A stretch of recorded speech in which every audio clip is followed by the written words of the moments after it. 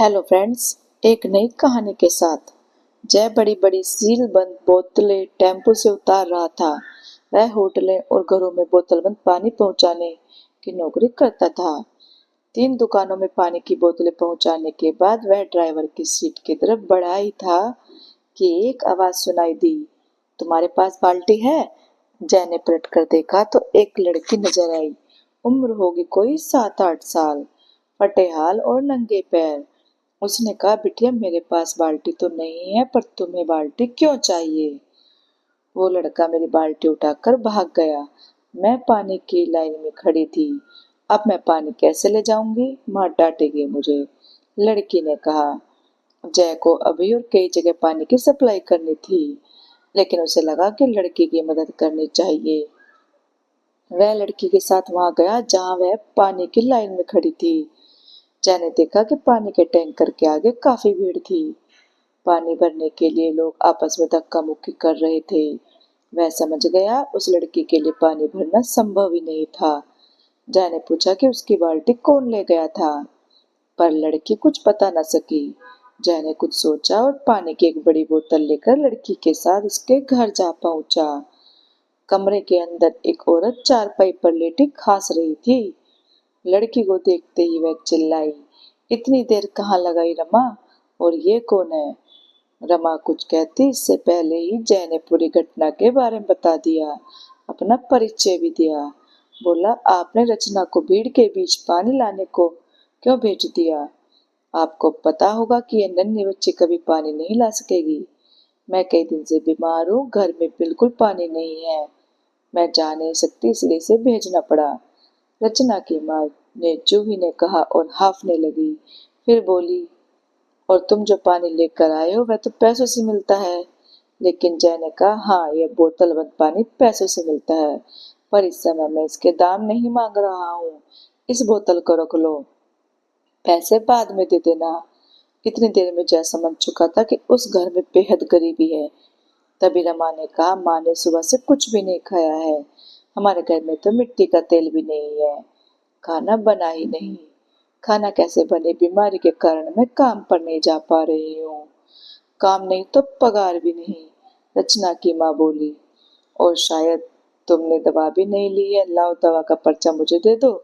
जय बोला, एक बात कहूँ, तुम्हारी सूरत मेरी बहन से हूबहू मिलती है। वह दूर गांव में रहती है, मैं बहुत समय से उससे मिल नहीं पाया हूँ। तुम मेरी बहन भले ही नहीं, पर उस जैसे जरूर दिखती हो। क्या मैं तुम्हें बहन कह सकता हूँ? इतनी ही देर में जय ने यह बात अच्छी तरह समझ ली कि गरीब जूही के स्वाभिमान को चोट नहीं लगनी चाहिए, इसलिए झट से अपने काम वाली बहन की झूठी कहानी गढ़ ली। यह सुनकर जूही धीरे से मुस्कुरा दी, फिर दवा का पर्चा उसे थमाते हुए कहा, पर देने के लिए आज पैसे नहीं है मेरे पास। जब तुम पूरी तरह से स्वस्थ होकर काम पर जाओगी और पगार मिलेगी तो अब मेरा उधार चुका देना। जय ने हंसते हुए कहा और जूही के लिए दवा लेने चला गया। उसके बाद इतना भोजन ले लिया जो 3 बार के लिए काफी हो जाए। फिर केरोसिन लेकर जूही के घर जा पहुंचा। जूही ने कहा, भैया खाने का इतना सामान क्यों ले आए? मैं कैसे अदा करूंगी तुम्हारा उधार? उधार तो चुकाना ही पड़ेगा, जय ने हंसकर कहा, लेकिन अभी इसकी चिंता मत करो। पहले नियम से दवाई लो, भोजन करो, शीघ्र चंगे होकर काम पर जाना शुरू करो। कहकर जय चला गया। घर तक के सारे रास्ते में जूही और रचना के बारे में सोचता रहा। घर पहुंचकर उसने पत्नी लता को इस बारे में बताया। लता ने कहा, तुमने जो किया अच्छा किया, हमें उनकी आगे भी मदद करनी चाहिए। एक दिन मैं भी चलूंगी तुम्हारे साथ उन्हें देखने। लता का बेटा स्कूल जाता था और वह घर पर बच्चों को पढ़ाया करती थी।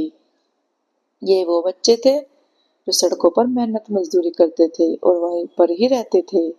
पढ़ाने के साथ लता कभी कभी उन बच्चों के घर पर भोजन भी खिलाती थी, इसलिए दूसरों की मदद करना उसके लिए कोई नई बात नहीं थी। एक शाम काम से घर लौटने के बाद जय लता के साथ जूही के घर गया।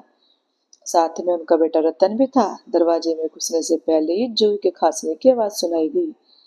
वह स्टोव के सामने बैठी थी। स्टोव से धुआं निकल रहा था। पूरे कमरे में केरोसिन की गंध फैली थी। लता ने तुरंत स्टोव बंद कर दिया। जय ने जूही का हाथ पकड़कर उसे चाय पर पलटा दिया। लता ने जूही को अपने और रतन के बारे में बताया।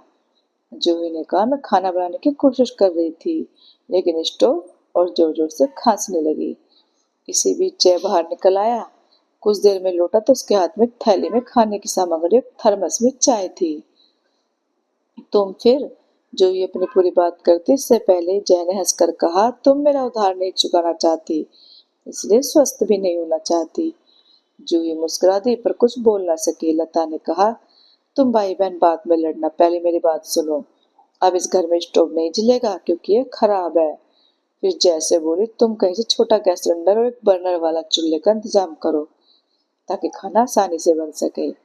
जय ने कहा, भाई इसमें तो काफी पैसे खर्च होंगे और जूही पर मेरा और उधर चढ़ जाएगा और गैस का इंतजाम होने में कुछ समय भी तो लगेगा।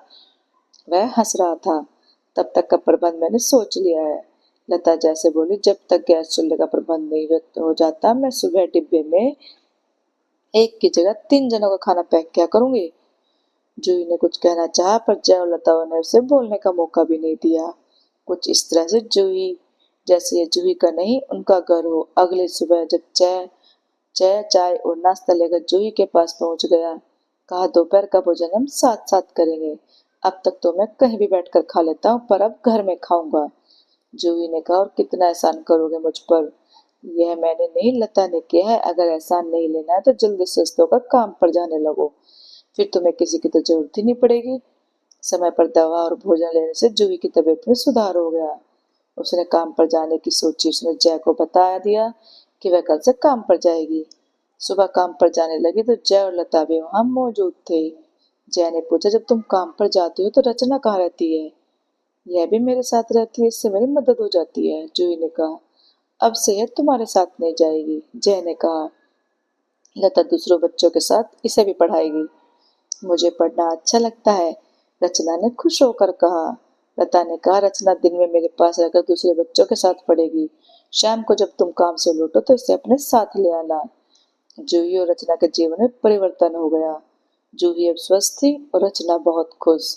दोनों परिवार के बीच एक नया रिश्ता बन गया था जिसका आरंभ एक खोई हुई बाल्टी से हुआ था। तो दोस्तों, कैसी लगी आपको ये कहानी? अच्छी लगी हो तो प्लीज लाइक, कमेंट और शेयर करना और चैनल को सब्सक्राइब करना। Thank you.